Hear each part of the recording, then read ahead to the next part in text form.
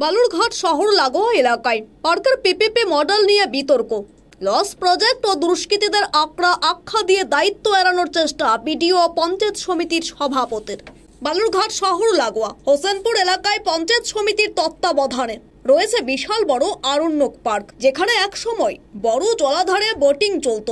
এমনকি শিশুদের মনোরঞ্জনের জন্য টয় ট্রেনেরও ব্যবস্থা ছিল। রয়েছে মুক্ত মঞ্চ।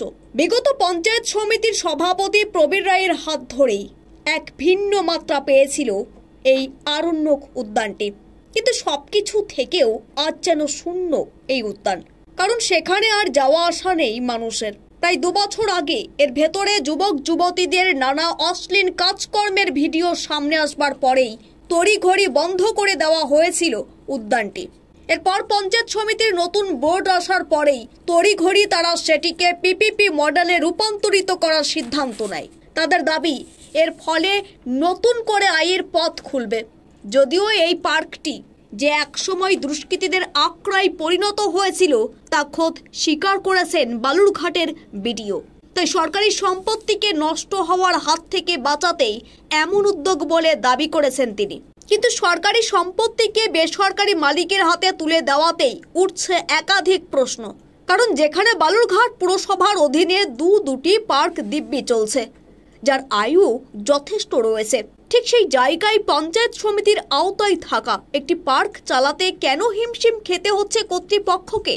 পিপিপি মডেলে পার্ক চললে আয়ের একটি অংশ নিশ্চয়ই বেসরকারি মালিক ভোগ করবে। সেখানে সরকারের আয়ে ভাগ বসানোর প্রশ্ন উঠছে। যদিও এই লস প্রজেক্টকে ঘুরে দাঁড় করাতেই এমন উদ্যোগ বলে দাবি পঞ্চায়েত সমিতির সভাপতির। বালুরঘাট পঞ্চায়েত সমিতির সভাপতি অরূপ সরকার বলেন, সরকারি সম্পত্তি রক্ষণাবেক্ষণ অনেক বড় বিষয়। এটি চালাতে যে টাকা ব্যয় হচ্ছিল সেই পরিমাণ আয় হচ্ছিল না। বিগত 5 বছরে রক্ষণাবেক্ষণের খরচ আমরা তুলতে পারিনি, একদম লস প্রজেক্টে যাচ্ছিল। তাই পিপিপি মডেল করা হয়েছে। এটি সরকারি সম্পত্তিই থাকবে, সেখান থেকে আয় হবে। নতুন করে আধুনিক পরিকাঠামো দিয়ে পার্ক সাজানো হচ্ছে, আর 15 দিনের মতো সময় লাগবে। দ্রুত এই পার্ক খোলা হবে।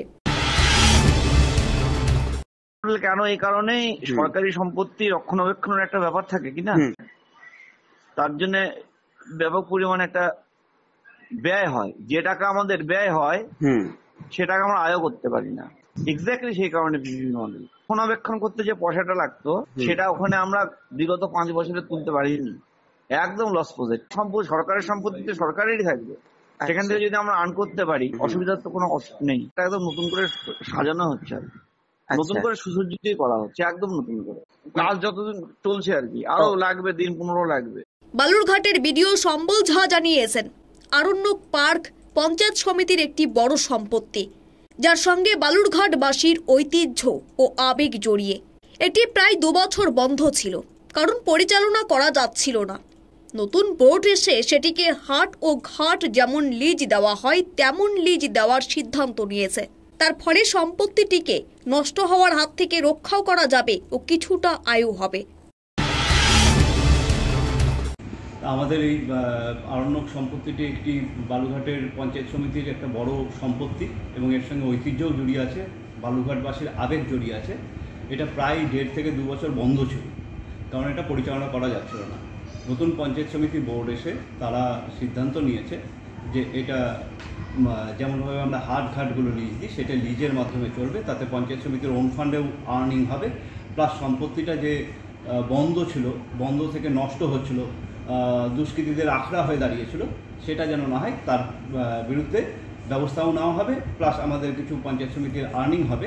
সেই জন্যই এটা এখন পিপিপি মডেলে চলছে।